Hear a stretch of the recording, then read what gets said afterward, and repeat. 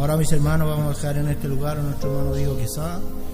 Él nos va a repartir la palabra del Señor en esta hora y vamos a estar pendientes y atentos a lo que el Señor nos diga y sea usando a nuestro hermano. Así que vamos a dejar en este lugar a nuestro hermano con glorias al Señor. Gloria a Dios, gloria a Dios, gloria a Dios para siempre.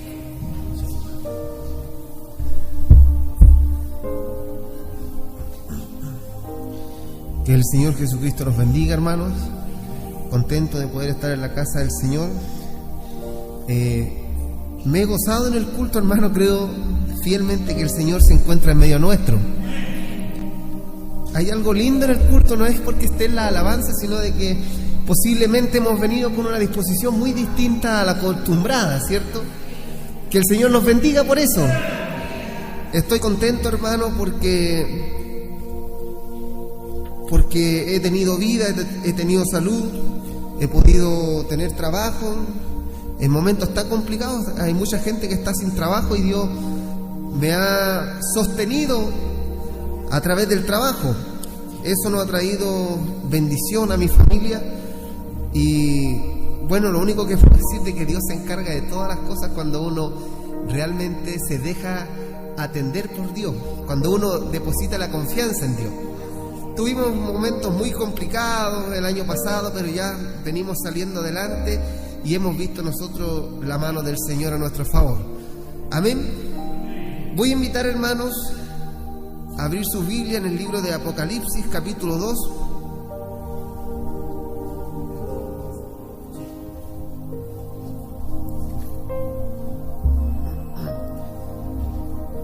Apocalipsis, capítulo 2.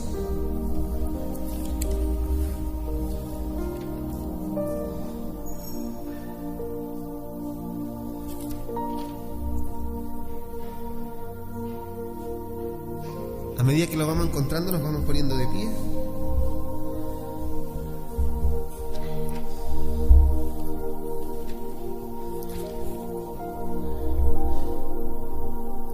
Amén.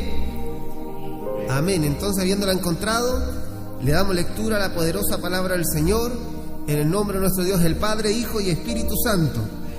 Dice: escribe al ángel de la iglesia en Éfeso, el que tiene las 7 estrellas en su diestra, el que anda en medio de los 7 candeleros de oro, dice esto: yo conozco tus obras y tu arduo trabajo y paciencia, y que no puedes soportar a los malos, y has probado a los que se dicen ser apóstoles y no lo son, y los has hallado mentirosos, y has sufrido y has tenido paciencia y has trabajado arduamente por amor de mi nombre y no has desmayado.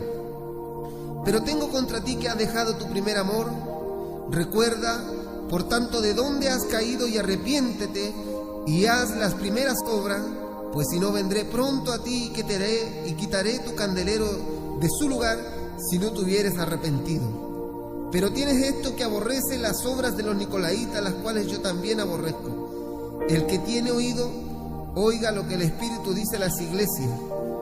Al que venciere, le daré a comer del árbol de la vida, el cual está en medio del paraíso de Dios. Que el Señor añada bendición a esta su palabra. Oramos a Dios. Amantísimo Dios, gracias le damos, Señor, porque tú nos das esta linda posibilidad de poder reunirnos todavía, Señor, y poder congregarnos a honrar y exaltar tu glorioso nombre. Hemos cantado, Señor, hemos orado, hemos ofrendado, y nos corresponde ahora, Señor, meditar en esta su palabra, Dios amado. Sabemos que tu palabra, Dios mío, ha permanecido en el tiempo, Señor amado, para beneficio de su iglesia. Dios amado, en esta tarde yo me dispongo, Señor, ante sus manos, Dios mío, para que usted a través de mí entregue palabras, Señor, a este su pueblo, Dios amado, y así podamos ser bendecidos por ella. Padre eterno, ponga usted su bendición en la exhortación de esta su palabra, Señor, se lo rogamos en el dulce nombre de Jesucristo, nuestro Señor y Dios. Amén. Gloria a Dios, gloria a Dios, gloria a Dios para siempre. Es comúnmente mucha gente lo dice, pero es un mensaje, o sea, la lectura es bien conocida, se ha usado mucho, y podemos hablar muchas cosas de este párrafo que acabamos de leer.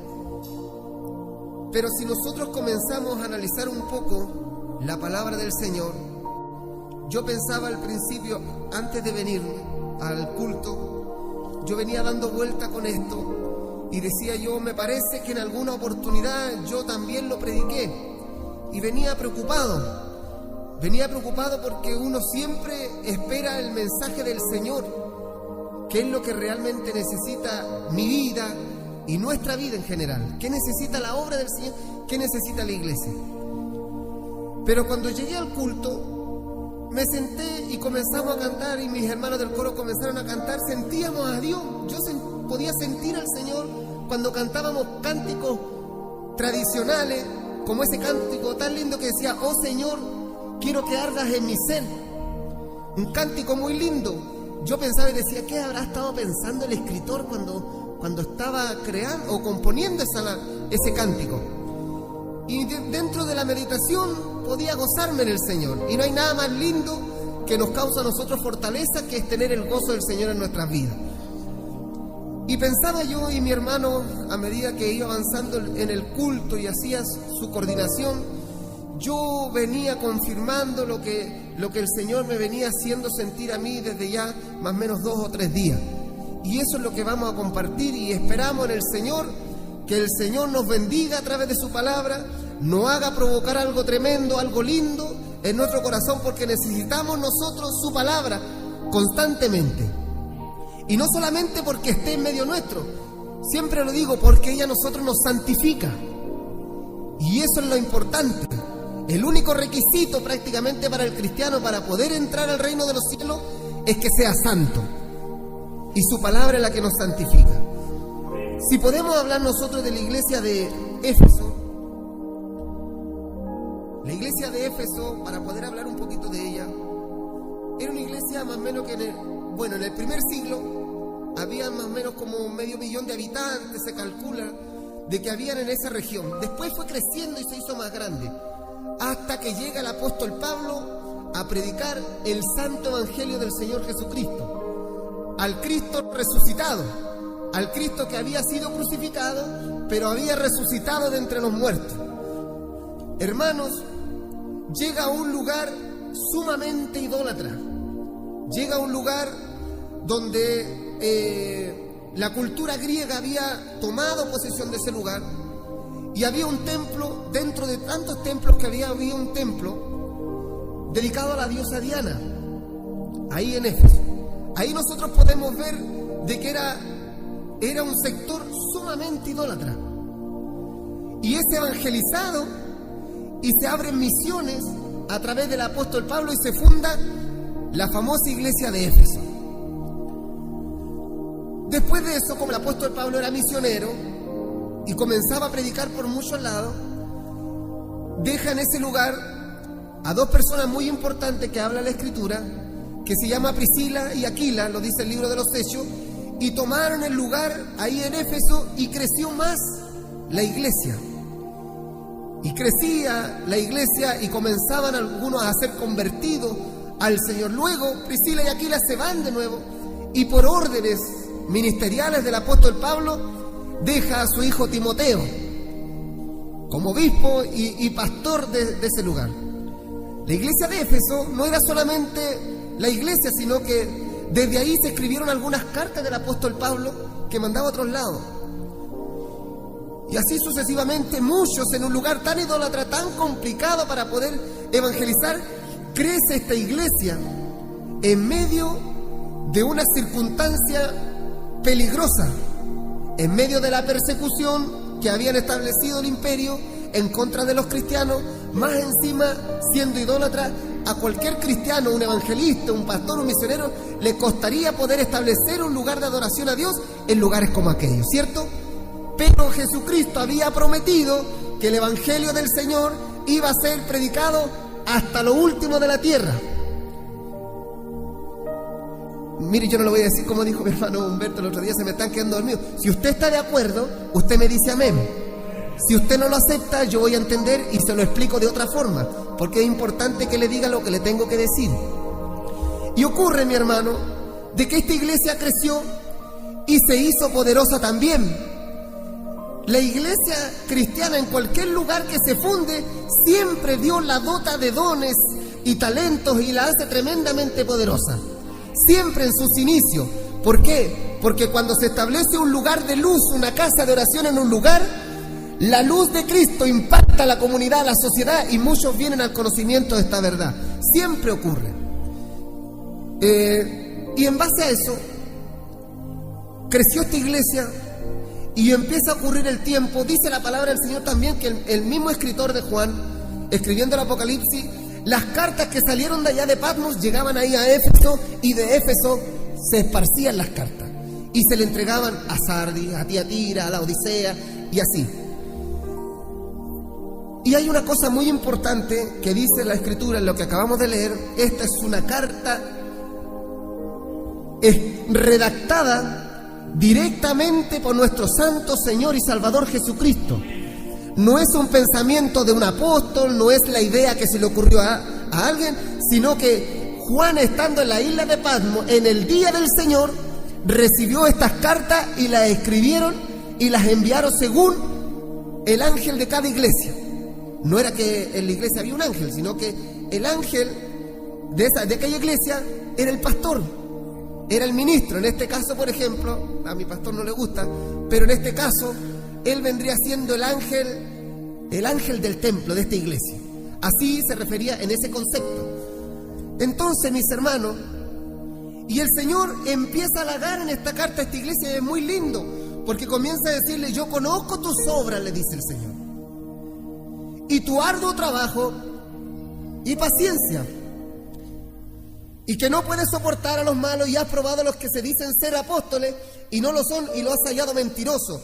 O sea, era una iglesia que discernía todas las cosas, discernía la mentira, distinguía la mentira de entre la verdad, conocía el Señor el trabajo, el arduo trabajo, porque hay muchas veces de que el cristiano trabaja para Dios, pero no lo hace con la intención como para el Señor, sino que lo hace porque es mandado por alguien, porque a lo mejor le gusta sobresalir o quiere ser florerito, como usted lo quiera llamar. Pero el Señor sabía que esta iglesia lo hacía por amor a la obra, por amor a Dios. Bueno, nosotros tenemos un gran consejo del apóstol Pablo cuando dice: bueno, lo que hagamos, sea de hecho o sea como por palabra, que sea siempre hecho como para el Señor. Mire, aunque lo hagamos todo, vamos a ser considerados por el mismo Dios como siervos inútiles. Así que imagínese que el que hace mucho sea considerado así, imagínese aquel que no hace nada. Yo creo cómo lo tratará el Señor. No creo que de una forma de desestimarlo, sino que para que nadie se lleve gloria de nadie. Esa es la intención. Y después dice: y has sufrido, le dice el Señor a esta iglesia, y has tenido paciencia, y has trabajado arduamente por amor de mi nombre, y no has desmayado. Vemos nosotros en el libro de los Hechos a Priscila, a Aquila, a Timoteo, las cartas de Pablo a Timoteo, cómo se efectuaba la obra y cómo se trabajaba en esa iglesia. Y habían trabajado arduamente y sin desmayar. Pero el verso 4 es interesante, porque después de tanta alabanza a esta iglesia es muy linda, yo amo a esta iglesia, me gusta porque busca mi nombre, reconoce a los falsos maestros, a los falsos profetas, y viene el Señor y le da vuelta la conversación a esta iglesia y le dice: pero tengo una cosa contra ti. Y le dice que has dejado tu primer amor. A lo mejor más de alguno estará diciendo por ahí: vamos a llegar a lo mismo que siempre se ha predicado este texto. No vamos a llegar ahí. Vamos a pasar, sobre todo. Vamos a pasar de esto. Pero sí podemos recalcar que el Señor le dice que has dejado tu primer amor. O sea, todas las cosas que se hicieron en un principio de ser una iglesia que discernía, de ser una iglesia trabajadora, una iglesia que trabajaba arduamente en la obra del Señor pensando en los intereses de la obra, Dios se la estaba reconociendo de que todas aquellas cosas la había hecho en un amor, en un perfecto amor a la obra de Dios. Y ese amor lo conocemos todos nosotros en el primer año, segundo, tercero y cuarto año de convertido. Sabemos nosotros a qué se refiere esto. Todos nos enamoramos al principio. Y cuando venimos a hablar ahora después de 15 años, siempre hablamos de que yo oraba, yo ayunaba, yo hacía esto otro, yo me enamoré del Señor, yo me enamoré de la obra, yo hice esto y hice esto otro. Siempre hablamos de un recuerdo. Pero sabemos de que todas aquellas cosas las hicimos porque cuando el Señor nos salió a nuestro encuentro, lo hicimos de una forma dedicada para el Señor. Pasaron los años, lo mismo que le pasó a esta iglesia. Entonces el Señor no le recrimina nada más de decir, has dejado tu primer amor. Nada más que eso. No vemos una exhortación distinta como a las de otras iglesias, sino que ahora el Señor le da el gran consejo, que es donde yo quiero que podamos nosotros meditar en esta su palabra. Dice, pero recuerda, por tanto, de dónde has caído, y arrepiéntete ya en las primeras obras, pues si no vendré pronto a ti y quitaré el candelero de tu lugar, si no te hubieras arrepentido. Una de las cosas lindas que manda el Señor es que todo hombre se arrepienta, ¿cierto? Bueno, el mensaje del Señor siempre predicaba sobre el arrepentimiento. Desde Juan el Bautista en adelante, arrepentidos y convertidos. Viene el Señor y después por allá, por Lucas 15, o por ahí más o menos, comienza a hablar de las parábolas del Señor. Y siempre terminaba sus parábolas diciendo, pero hay así más gozo en los cielos por un pecador que se arrepiente. Una de las grandes características del hombre, que conmueve a Dios, es cuando el hombre realmente se considera que ha fallado y ha fracasado y viene ante las plantas del Señor de nuevo y dice, Señor, me equivoqué. Ahí prácticamente en nuestra oración tenemos mucha ventaja ya ganada. Solamente prácticamente rendirnos al Señor, porque lo demás ya viene el Espíritu Santo y moldea nuestra oración y la perfección y la deja intachable ante Dios. Y ahí simplemente, ¿qué es lo que hacemos nosotros? Ya cuando nos reconocimos, lloramos y lloramos y lloramos y lloramos hasta que desciende el perdón de Dios. No hay nada más lindo, hermano, que ser perdonado por Dios. No hay nada más lindo que cuando en el día hemos estado enfurecidos por nuestro trabajo, porque no ha ido mal, las cosas no nos salen como nos resultan, y muchas veces con nuestro carácter ofendemos al vecino, a nuestro compañero de trabajo, nos arrepentimos ante el Señor y viene el Señor y nos perdona. No se le olvide nunca que una de las cosas fáciles de hacer y que no tiene mayor complicación es reconocerse que ha fallado ante el Señor. Más adelante dice la palabra del Señor, y dice, recuerda por tanto de dónde has caído y arrepiéntete y haz las primeras obras, pues si no vendré pronto a ti y quitaré tu candelero de su lugar si no te hubieras arrepentido. Esta gran iglesia de Éfeso, que creció y se hizo muy conocida en todo el Nuevo Testamento, al pasar el tiempo, yo no quiero especular tampoco, pero viendo un poco de historia y leyendo un poco sobre esta iglesia de Éfeso, ahora en la actualidad, esta gran iglesia que solamente tenemos registro y memoria a través de las Escrituras, no existe ningún registro. Por allá, por un lugar de Turquía, por un sector de allá de Turquía, estaba esta iglesia. Ese lugar evangelizado, tremendos milagros, tremendas visiones, tremendos hombres y mujeres de Dios que salieron de ahí a esparcir el evangelio al mundo. No queda nada, solamente un pilar. La gente sabe lo que puede decir. Podría decir, es que ya llevamos 2000 años de historia. Cualquier cosa puede haber pasado. Sí, cualquier cosa puede haber pasado. Pero le voy a poner otro ejemplo de otra iglesia. El apóstol Pablo, cuando iba a otro lado, cuando iba camino a Italia, si no me equivoco, dice de que el barco comenzó a dar vuelta y llegaron a un lugar que se llamaba Malta, o Mélita, Malta. Y llegaron ahí porque el propósito de Dios era que no se fuera para allá, sino que el apóstol Pablo llegara a ese lugar y predicara el evangelio. Dios tomando el control de la historia y de la vida de Pablo y lo pone ahí en Malta. Vieron a serpiente, lo toma, y por ese solo hecho de que pensaron de que se iba a morir y vieron que no se murió, al tiro, antes del mensaje, ya la gente se estaba convirtiendo al Señor. Sabían que era un hombre de Dios y otros pensaban y decían, claro, este viene arrancando y el juicio de los dioses viene sobre él. No, mentira. El Señor llevaba a Pablo a Malta. Entonces el ejemplo que yo quiero dar es que esa iglesia hasta el día de hoy se reconoce que su fundamento es cristiano. Hay estatuas y hay un lugar dedicado al gran apóstol Pablo. como queriendo decir, este hombre fue quien nos trajo a nosotros el Evangelio. Hasta estos días, a diferencia de Éfeso. A diferencia de Éfeso. Yo le pregunto, miren, llega este gran apóstol Pablo a predicar a Éfeso, crece esta iglesia, llega Priscila y Aquila, un hombre y una mujer llenamente de Dios, del poder de Dios, y viene el apóstol, Timoteo, y fortalece y educa a estos hermanos en la doctrina enseñada por el apóstol Pablo, y se hizo grande. El Señor reconoció todo su esfuerzo, reconoció todo lo que habían hecho, pero hasta el día de hoy no registran en ningún lado. Yo a lo mejor podría decir, posiblemente no se arrepintió, no vino nuevamente a su primer amor, no reconoció por dónde, porque eso sería especular, ¿cierto? Sería especular. Pero la palabra del Señor ha quedado explícita y detallada de esa forma. Ahora, si nosotros traemos a colación este mensaje a la iglesia nuestra, o a los tiempos nuestros, nosotros podríamos darnos cuenta de la misma forma que le explicaba yo al principio, de que nuestros primeros inicios como cristianos éramos los grandes hombres y mujeres de Dios, dispuestos a todo lo que se nos mandara hacer, amando la obra a más no poder, con una disposición tremenda y genuina. Reconozco de que todos aquí, ninguno se escapa, de que todos llegamos a amar a Dios de una forma extraordinaria, en la que en nuestra prioridad, en nuestro primer lugar, estaba Cristo el Señor. Estaba Dios primero, estaba Dios en todo.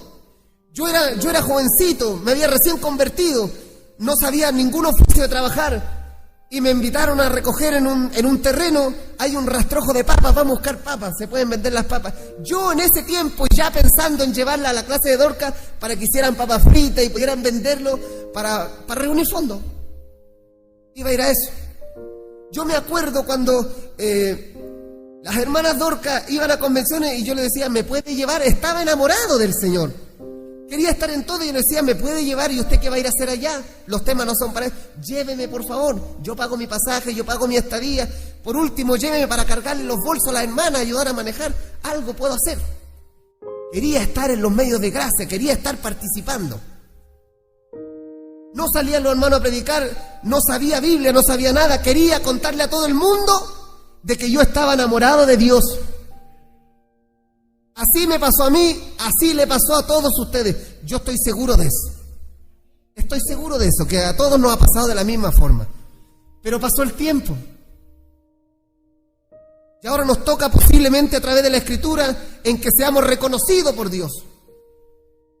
Ahora si Dios tomara el control del culto y comenzara a levantar los instrumentos y nos exhortara a cada uno de nosotros una carta como esta, ¿qué tendría que decir el Señor sobre nosotros? ¿Qué tendría que decir el Señor de mí? ¿Qué tendría que decir el Señor de mi pastor, de mi hermano Jorge, de mi hermano Víctor? ¿Podrá decir de que nuestro trabajo ha sido un arduo trabajo y que sí realmente teníamos amor por la obra? ¿Podrá decirnos el Señor que realmente reconocíamos nosotros a los falsos maestros, a los falsos profetas, cuando venían con engaño?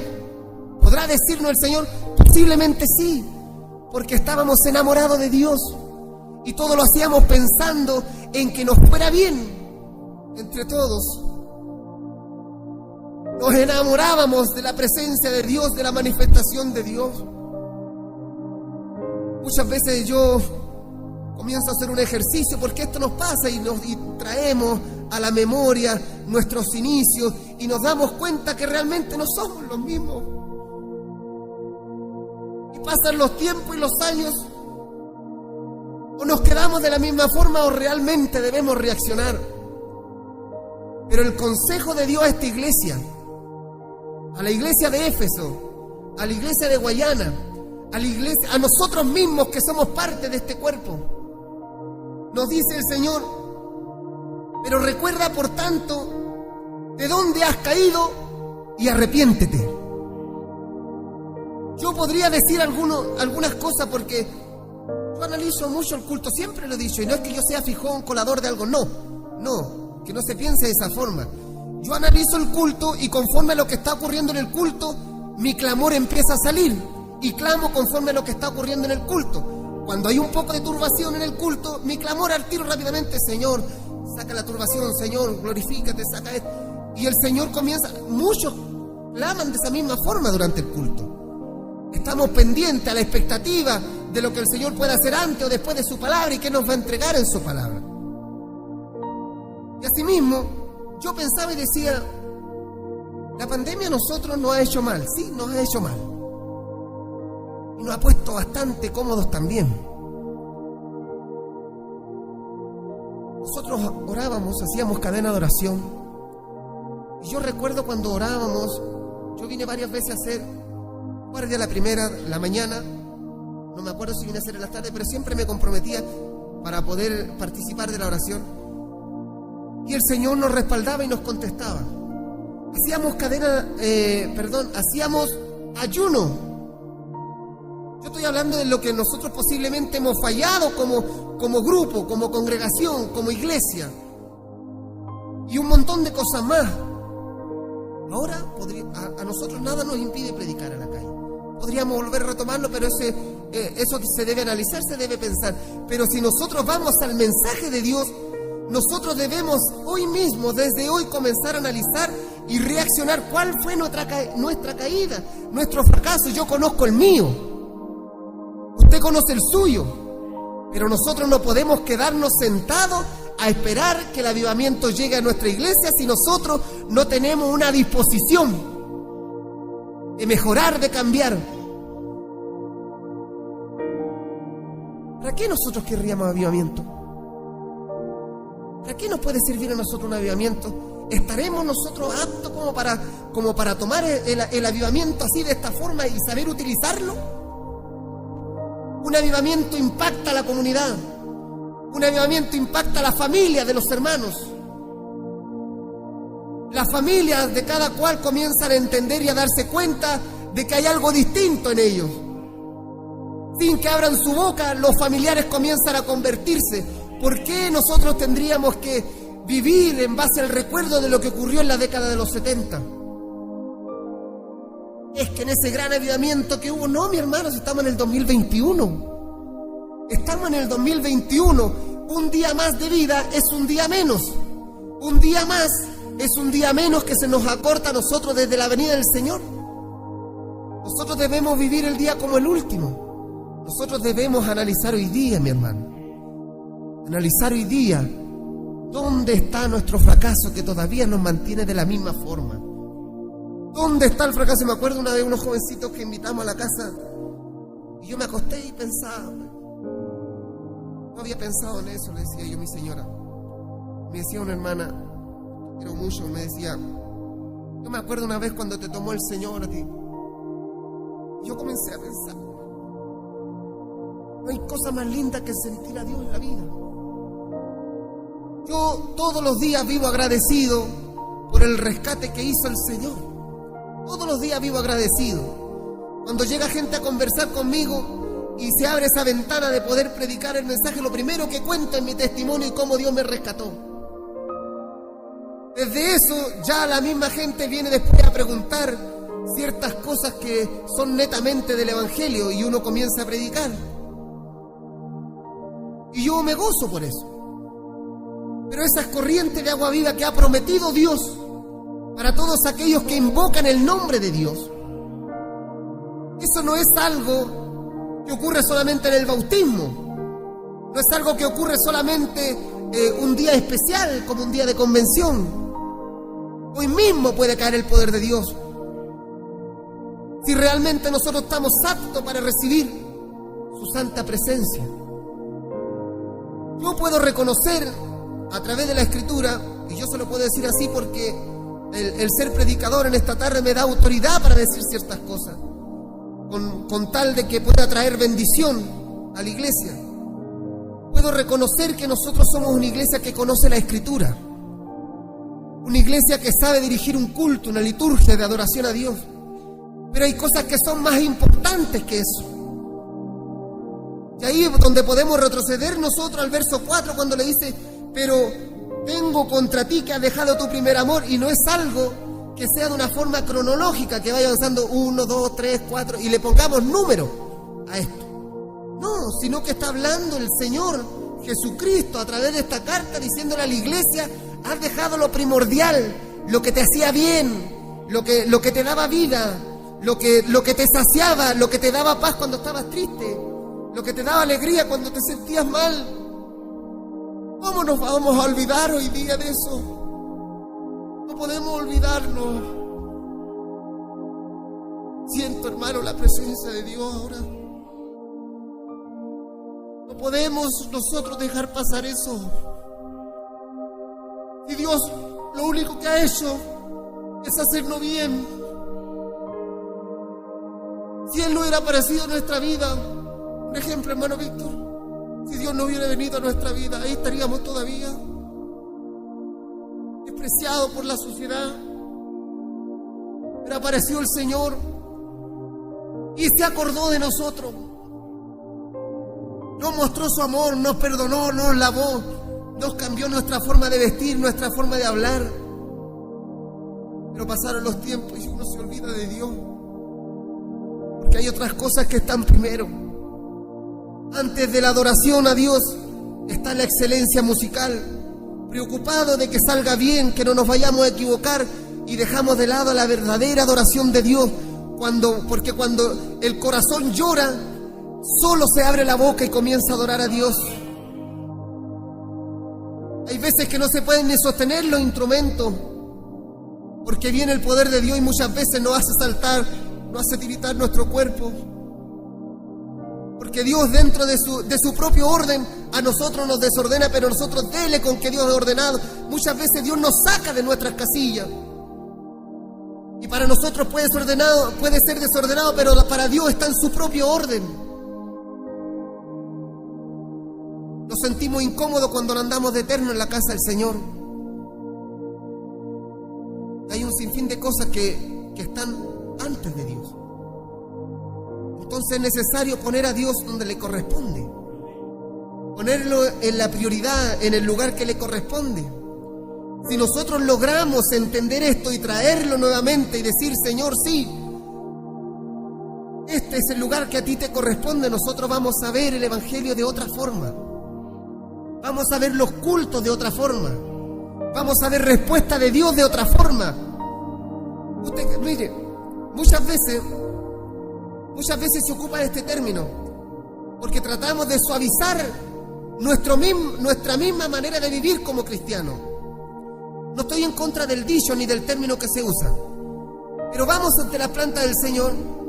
Lo primero, cuando vamos nosotros a rogar a Dios por un enfermo, supongamos un enfermo, lo primero que tenemos que hacer es reconocer, ¿no es cierto? Es obvio eso. Y presentar nuestra petición ante Dios, pero poniendo a Dios como el sanador, en el lugar que le corresponde.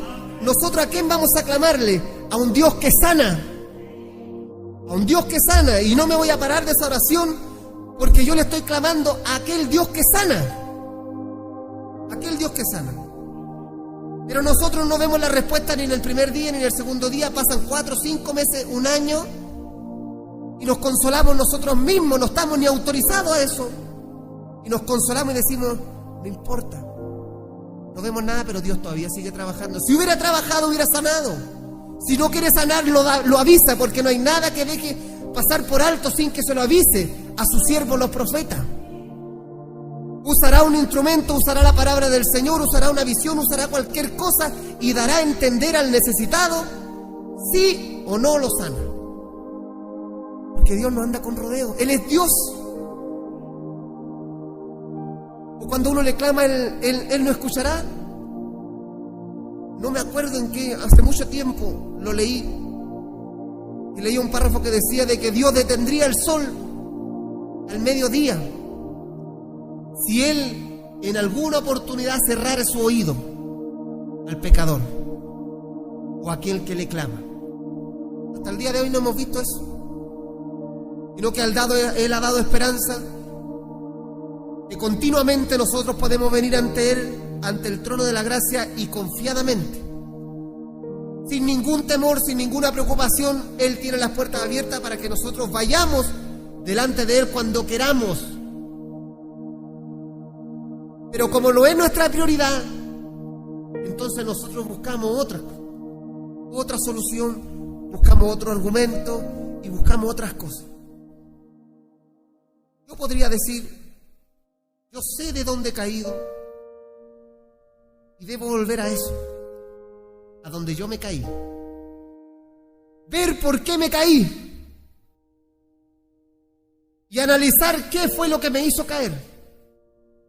Decirle al Señor, esto fue, yo caí por esto, Señor, y esta fue la causa por la que yo caí. Viene el Señor, nos da la condición de poder entender las cosas y nos vuelve a poner de pie en el mismo lugar donde estábamos. Esa es la misericordia de Dios. Así actúa este Dios misericordioso. Podemos analizarlo en conjunto como iglesia del Señor, como familia, o individualmente podríamos nosotros entender. Hubieron cosas que a nosotros nos hicieron bien.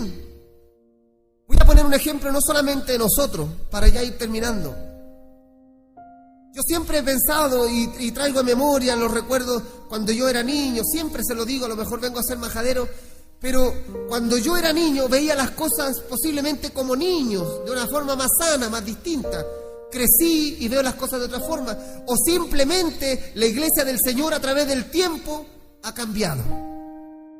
Puede ser una o puede ser la otra. Pero yo reacciono y pienso y digo yo, antiguamente no era necesario ciertas cosas para poder establecer un culto y que su presencia descendiera. Ahora nosotros ponemos la vestimenta antes de llegar al culto. Si nos vemos o no nos vemos presentables, aun cuando nuestra vestidura espiritual anda embarrada entera. Nos preocupa esto. Nos preocupa muchas veces cuando o llegamos en vehículo y si no está el vehículo no vamos. Ya no está Dios en la prioridad, sino que está nuestra propia prioridad. Cuando vino la tecnología y nos abundó con tecnología, nos preocupa a nosotros más la tecnología y cómo poder crecer en base a la tecnología, dejando a Dios de lado. Ya hay un ejemplo claro sobre eso. El pueblo de Israel en el Antiguo Testamento se jactaba por ese gran templo que había hecho Salomón. Y ellos decían, sacaron a Dios del templo después, pero ellos se jactaban del templo. Mi hermano lo decían delante. El día jueves, ¿quiénes son los que vienen? Los que aman el templo. Los que el día martes, yo estaba en ese culto cuando el siervo del Señor los dijo. Dijo, el día martes vienen los que aman al Señor, claro, porque es costumbre y viene todo cansado, pero vienen a amar al Señor. Lo trataba de decir el siervo de Dios. Y ese pueblo amaba más al templo que la gloria que había llenado ese templo. Después, cuando vinieron los babilónicos, destruyeron todo, le destruyeron la gloria, porque su gloria estaba fundada en pilares, en una fundación. Se la destruyeron y ahí quedaron. Se fueron, se olvidaron hasta de la ley, se olvidaron de lo escrito, perdieron su idioma. Después que llegan de Babilonia, después que llegan unos hablando arameo porque aprendieron el negocio y otras cosas, y después llegan, no sabían ni de la ley. Si hubiera sido primordial, Dios se lleva la ley, se llevan lo escrito. Pero después llegan y después Esdras con Nehemías reúnen al pueblo de nuevo y le leen la ley y comienzan a llorar porque lo que le hacía bien no estaba con ellos. Entonces, con esto termino. ¿En qué lugar estará el Señor de nuestra vida y en qué lugar estará el Señor en nuestro templo? ¿En qué lugar estará el Señor en esta congregación? ¿En qué lugar estará el Señor en nuestra casa? No me responda. Vamos a tener un momento para orar después. Pero sí tenemos la oportunidad, a través del consejo del Señor que le dio a esta iglesia, de recordar, por tanto, de dónde hemos caído y arrepentirnos y volver a esas primeras obras que nos hacían bien. ¿El ayuno nos hacía bien a nosotros? ¿Podemos nosotros volver al ayuno de nuevo? Las cadenas de oración, cuando veníamos, ¿nos hacía bien o no? Podemos volver nosotros, esas son las obras que nos hacían bien. y cuántas cosas más. No dejemos, hermanos, que pase el tiempo y nos haga más mal lo que podemos estar. Una vez un hermano dijo, y lo recalcó bien fuerte, me dolió, porque dijo: esta iglesia está muerta, demos gloria a Dios, y nadie se paró. ¿No les dije yo que están muertos? No, la iglesia no está muerta. Puede estar en un letargo, puede estar cansada, porque nosotros no tenemos lucha contra carne ni sangre. Nosotros tenemos lucha con huestes espirituales. Nosotros tenemos una lucha constante ahora mismo con este tipo de gobierno que quieren salir o que quieren implantar a nivel mundial. No hablemos solamente de nuestro país. Estas leyes y estas normas nuevas vienen con un ataque tremendo sobre la iglesia. La iglesia puede que se canse, pero no se olvide de que delante de nosotros va un Cristo resucitado. No se puede olvidar de eso. Si nosotros nos olvidamos de eso, nos va a venir el cansancio, nos va a venir la pereza, nos va a venir un sinfín de cosas que nos van a dejar de nuevo en el suelo. Pongamos a Dios como es. ¿Cómo es Dios? El fuerte, el valiente en batalla. Estamos enfermos, Él es Jehová Rafa, aquel que nos sana. Él es nuestro Dios, el que nos salvó. Y a través del Espíritu Santo a nosotros nos consuela en el momento de la tristeza y la dificultad. Por eso, mi hermano, yo le aconsejo de que tengamos conciencia en esto. El mensaje del Señor no solamente fue para la iglesia de Éfeso, sino para nosotros. Grandes siervos de Dios como el apóstol Pablo fue evangelizado por el apóstol de los apóstoles, digámoslo así, por el gran apóstol Pablo. Hay algunos que lo endiosan, lo tratan como Dios. No, era un hombre fiel, firme ante el Señor, un gran hombre de Dios, pero ese hombre fundó esa iglesia. Hubieron grandes hombres de Dios, Priscila, Aquila, el gran Timoteo, hombre elocuente en la palabra del Señor, y aún con todo eso se olvidaron de Dios. Al pasar el tiempo no hay registro. En Turquía el 99,9% de la población es musulmán. Ni rastro de evangelio, del evangelio del Señor. ¿Cómo podríamos nosotros pensar ahora? ¿Cómo nos vemos? Pongámonos en ese ejercicio. ¿Cómo nos vemos en 10 años más? ¿En 50 años más? ¿En 70 años más? ¿Será en esos años nuestras generaciones, si no viene el Señor antes? Pongámonos en el caso de que no viniera el Señor todavía y pasen 70 años. Las generaciones, los nietos de nuestros nietos o los hijos de nuestros hijos, ¿verán la iglesia tal cual como somos ahora? O posiblemente ellos, cada cual en su casa, con su tele, de ese tipo de forma. ¿Se adaptará al sistema modernista en la que viene la iglesia? O sea, en la que viene el mundo, que gran parte de la iglesia del Señor se ha adaptado y suplanta lo real por lo fantástico, por la fantasía. Pongámonos en ese ejercicio. Y nosotros realmente ponemos a Dios en el lugar que corresponde.